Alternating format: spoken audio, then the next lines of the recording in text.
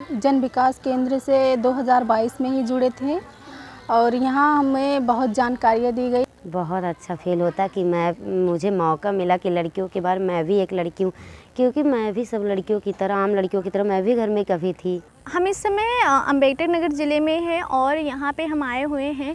एक संस्था है जन विकास केंद्र। इसमें जो लड़कियाँ काम करती हैं, यूथ युवा लड़कियाँ हैं, वो लोगों को जागरूक करने का काम करती हैं।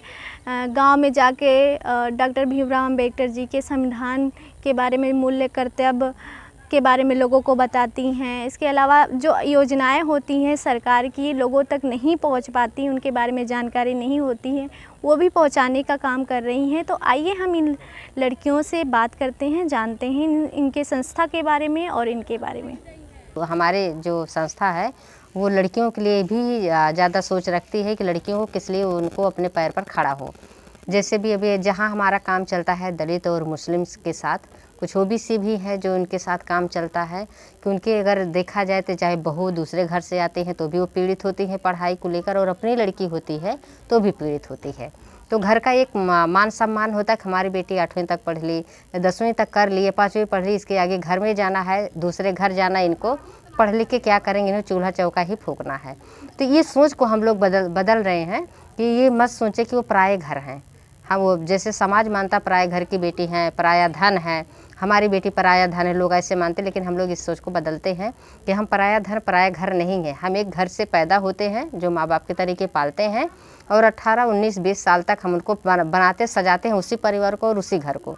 उसके बाद जब शादी होती है हम ससुराल जाते हैं, वो भी वहीं संवारते हैं जहाँ हमारी ज़िंदगी जो ज़्यादा बीतती है। इसके बारे में पहले जन विकास केंद्र का नाम ही नहीं सुना, लेकिन मेरी मैम गायत्री मैम जो हैं उन्होंने हम लोगों को इस संस्था में जुड़ने का मौका दिया और हम लोगों ने उनके साथ जुड़कर काम कर रहे हैं, पूरे गांव में जागरूक कर रहे हैं ये सामाजिक कार्यकर्ता के रूप में, और संविधान के बारे में बता रहे हैं और रोज़गार के बारे में क्या समस्याएं हैं गांव में, उनका हल करने की कोशिश कर रहे हैं। गांव में अगर हम लोग जाते हैं तो पहले सबसे नमस्ते करते हैं कि चलिए आज हम यहाँ आपके यहाँ कुछ बताने के लिए आए हैं, आपके गाँव में जागरूक करने के लिए आए हैं, आपको समाज के बारे में बताएंगे, आपको व्यवस्थाओं के बारे में बताएंगे, संविधान के बारे में बताएंगे, हम लड़कियों को कितना झेलना पड़ता है, हम लोगों को कितना अनुदान मिलता है सरकार की तरफ से, लेकिन हम लोगों के पास नहीं पहुंचता।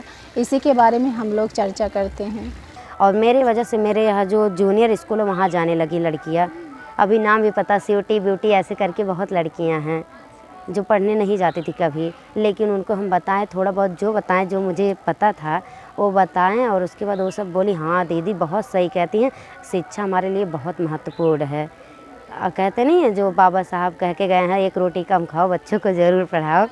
तो ऐसे ही बहुत अच्छा लगता है। मेरे बाबा साहब जो लिख के गए हैं संविधान, उसमें सारी बातें लिखे, क्या क्या हक हमें मिलता है उसके बारे में भी बताते हैं, संविधान के बारे में।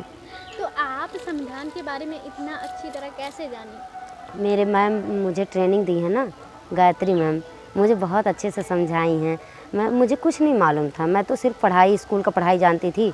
हाँ, पढ़ाई स्कूल में जो होता वही मुझे पता था, ये सामाजिक बात नहीं पता था पूरा, और ना मैं समाज के बारे में जानती थी, ना मैं ऐसे मीटिंग करना जानती थी, कुछ नहीं पता था।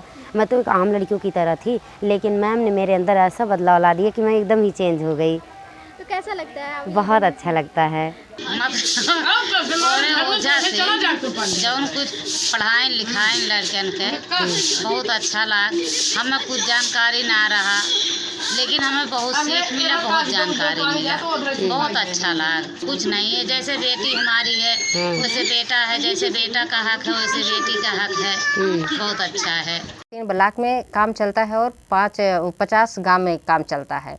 तो उस 50 गांव में जो सरकार की योजनाएं हैं किस तरीके से लोगों तक पहुंचाया जाए, और जो गांव की परेशानी किस तरीके से सरकार तक पहुंचाई जाए, ताकि वो अपने योजना से लाभ ले पाएँ, उनसे जुड़ पाएँ। खबर लहरिया, आपकी खबर आपकी भाषा।